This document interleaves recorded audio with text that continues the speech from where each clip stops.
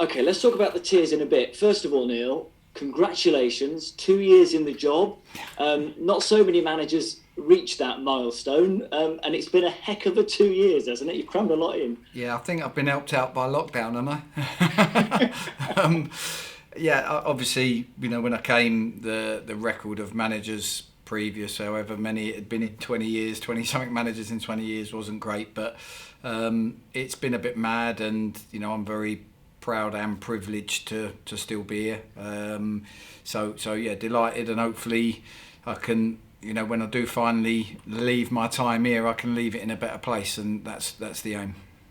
Talk about that long list of managers. Billy Dearden lasted 2 years, but actually left 2 years on the day. So you're now the longest serving manager at Notts County since Sam Allardyce in the late 90s. I mean, that's an extraordinary thing to say, isn't it? That managers just don't seem to get that long. And I don't think it's unique to Notts, but it's an interesting fact. Yeah, I think the average for managers nowadays is about 11 months, I think, when you go through all the leagues. So it's one of them jobs, and I'm sure...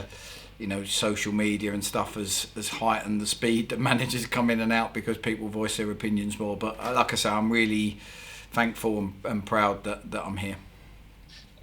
Given that, do you ever feel secure as a manager? Do you think any manager ever feels secure in a job? No, I think you're only ever probably 6 or 7 games away from a run that can end a tenure. So. No, you can't. But in the same vein, you have to put that kind of stuff to the back of your mind and almost act like you're going to be at the club for 5-10 years, and put things into place behind the scenes that are going to benefit in the long run rather than just look after yourself. I think if you come in with a short-term mentality, that's probably where you'll end up.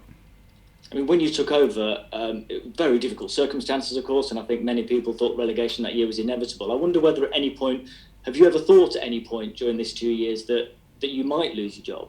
Yeah, I think I when I didn't manage to do what I was brought in to do, which was to keep us up, I thought that would be it. So and somehow we got through that summer, although not being paid, etc. We got through it and take over and we're still here. So it was a difficult time for everybody here, but when we didn't stay up, I didn't expect to be the manager.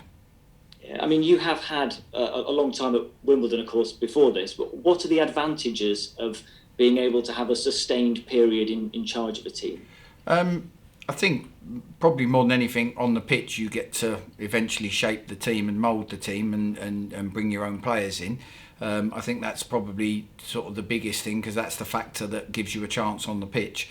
But you get a chance to do stuff behind the scenes and create a culture, and also you probably get a little bit more, not respect, but you get a bit more buy-in from the players because there's more stability there and you're not just somebody who's come in and could be gone in a few months. Do you feel you've got that now? You've got owners who are determined to bring a bit of stability in. Do you feel like you're kind of on that path now?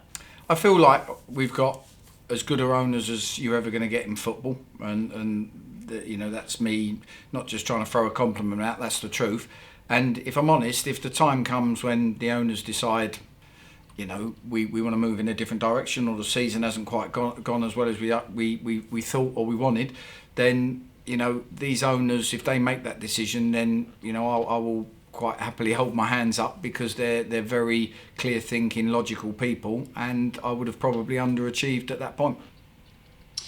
Let's talk about the tier system then that's just been announced this afternoon. It means you won't be able to have fans in at home. How are you feeling about that? Well, I've only just heard. I've just come off the training pitch, so I knew the tier system was going to be announced.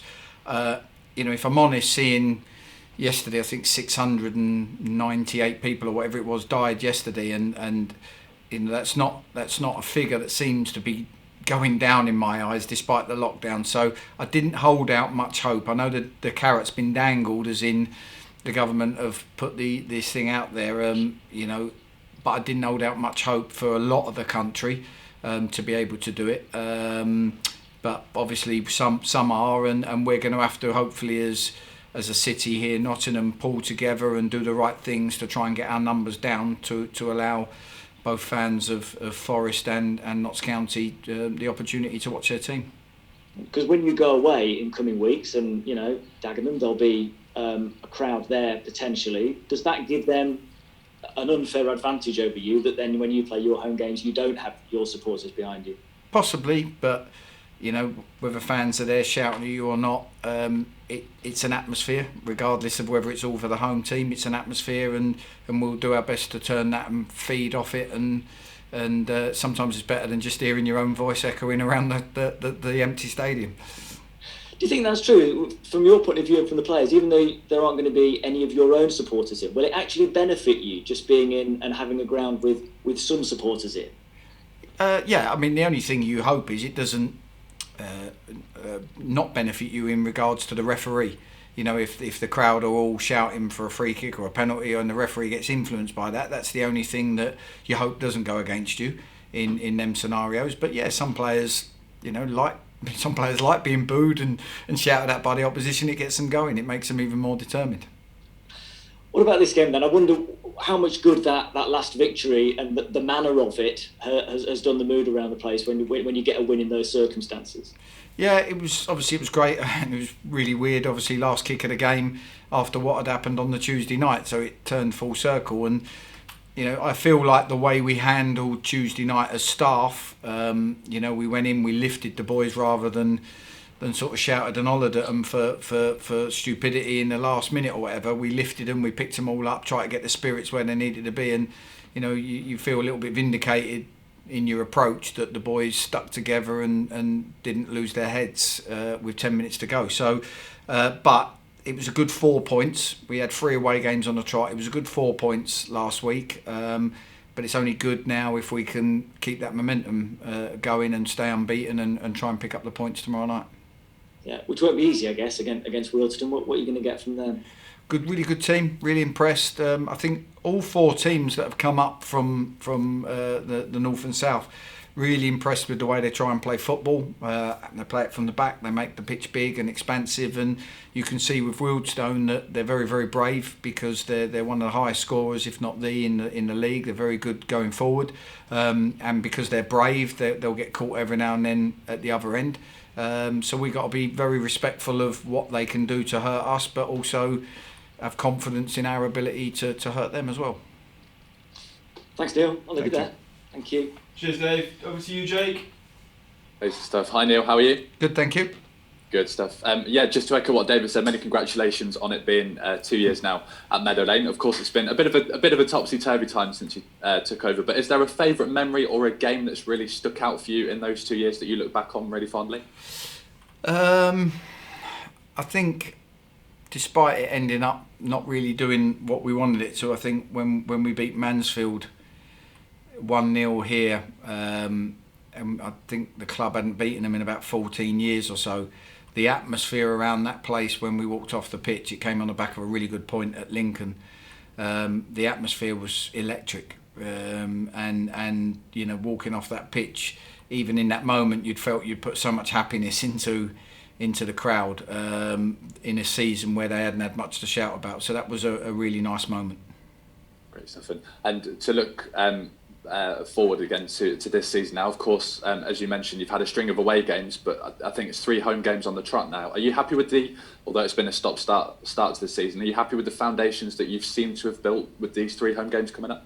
Well, we've actually got Dagenham away on Wednesday as well, so I think we've got an away game in the middle of it all. But yeah, I think we have had a run. I think we've had a lot more away than we have had at home so far this season because of the pandemic, etc. So we will have a run, I think, where we have in our next 9 games, 6 home and 3 away. So we'll have more home, but that's only good if you can turn the home form into a fortress. Last season we only lost twice here in the league, one very early on and one to the league leaders. So yeah, if we can kind of make this a bit of a fortress, then great. But who knows? Every season's different, and we've got to try and get a lot right to do that. And like you say, keep it a fortress with that run. If you go unbeaten with that, say at home, you're proper up there by Christmas and in among it. Yeah, and the league, I try not to look at the league because it's so all over the shop. You can't really work. Teams are facing COVID at different times and disruption to their fixtures, and I just feel like you probably need to, normally by Christmas it's taking shape, but I think it might even go beyond Christmas before everything levels up. So you can't worry about it. I mean, I look more at a points per game value I think our points per game at the moment sort of would set us on a target of about 75 points if we maintained it, which is probably anywhere third, fourth, fifth, something like that in the league. So it gives you a guide. The points per game for me gives you a bit more of a guide. And since we last spoke, I think it was announced that the FA Trophy has been confirmed that that's going to be going ahead. I just wanted to get your thoughts on that. Kind of like, will it hinder kind of like fixtures piling up, or? It might do if you do well. Last season we had games cancelled and because we played in the FA Trophy, and then the further we went, the more midweek games we ended up having. And I think before lockdown we had a ridiculous schedule. So I find it difficult to be punished for doing well as far as your fixture schedule, but we want to win every game. We want to try and keep a winning habit regardless. So whatever happens, we'll approach it with the right attitude. Because I appreciate, of course, some teams might find a distraction, but you'll be looking there, like you say, to go and win every game and see if you can put a nice cup run together alongside the league. Yeah, and I think we've got a few games before then anyway, so that's just before Christmas. So yeah, we need to, the league's our priority obviously, and we need to try and get ourselves into Christmas and get ourselves playing regularly, get some of our injuries back and people fit and try and tackle it. We've got like 9 games I think from Dagenham next Wednesday. I think we've got 9 games in a month. How important is that going to be to get the loading right? Is it just me a case of kind of like play a game, recover, or will you be able to work with the players in between? You do. There's different ways to work, whether it's video or walk through stuff, but you're probably going to have a little bit less in regards to training. If you look at Dagenham Wednesday to the game on Saturday, there'll be a lot less prep time, and the boys will still be recovering while you're trying to get some work into them. And I mentioned there about how well Wealdstone have started this season, but I've seen they haven't won in the last couple. Do you think their new kind of like promotion bounce is slowly fading a little bit, and it could be a good time to play them, or they're still going to be really dangerous? No, I think they're a good team. They were 2-0 down at Sutton and got lots wrong in the first half, but anyone that can come back and get himself 3-2 up is a good team. Like I say, they've scored a lot of goals. They've conceded a lot, yeah, but they've scored a lot, and that only tells me what I've seen. They're a very, very brave team. The manager's got them playing in a very good way, pleasing on the eye, very attack-minded. And we have to respect that. We have to respect that they're more than capable of hurting us, and if we're not good, particularly without the ball. Cool, great stuff. That's all for me. Wish you well tomorrow. Thank you for your time. Thanks, Jake. Callum, do you have anything? Just a couple of questions, Neil. Also, apologies, Jake, if my mic was on when someone started chatting to me. Apologies. No, that's okay. No worries. Classic error. And Neil, obviously, congratulations as well for making it for 2 years. You mentioned how busy a month it is over December, but you've also spoken about how kind of sparse November has been in terms of fixtures. I think this is your 4th game this month. Yeah, might be, yeah. Which is obviously at this level of football quite slow, as it were. You've now got 5 games for the next 2 weeks from tomorrow. How confident are you that the squad can keep performing at the levels required over such a kind of thick and fast period? It's not easy. I would be more confident if the season had been normal, and you go into gluts of games where you have to try and manage the team through it. I'd be more confident if I felt all the players were really in the zone and had their A game going at the moment, which we're working towards, but I don't think it's there yet. So it's not going to be easy, and we have to, we want to play the football that we like to play, but we almost have to have a bit of substance about us, a robustness about us in our performances that says, if we're not great or we're not perfect with the ball and brilliant the way we can be with the ball, that we still give ourselves a great chance of grinding out some results during the tough period, and that's down to the full squad. The most important thing at the moment is trying to get some of the players that have been injured, ill, longer term injuries back so that the squad can cope with the demands. And you mentioned grinding out the results. Obviously Chesterfield was obviously grinding out to 2 goals in stoppage time. How pleasing is it for you as a manager to be able to grind out those goals at such a late stage in the game to get results? Well, it's something I don't think we've been very good at, and I've talked to the boys a lot about it. We like to try and get the ball down and pass the ball around the pitch and make the pitch big, but when you're chasing a game sometimes and the opposition get 10 men behind the ball, you have to find different ways of asking questions of them in their own box, and we did it well on Saturday. We haven't been great at it in the past, but but it's something we do try and work on, the scenario of asking as many questions as we can when you're chasing a game, and if we're better at it, we give ourselves a chance as the season goes on.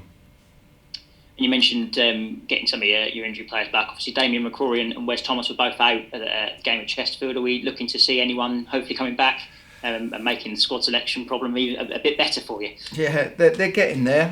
Whether they're fit for Friday's a different kettle of fish. We've got Callum Roberts was very, very sore after the game, and we're trying to find out what the underlying problem with Cal is at the moment, because he's in a lot of pain through his groin areas, and we've got to manage his load. Wes Thomas, obviously, as you mentioned, Alex Lacey, we're trying to solve his chronic problem around his heel that meant he pulled out.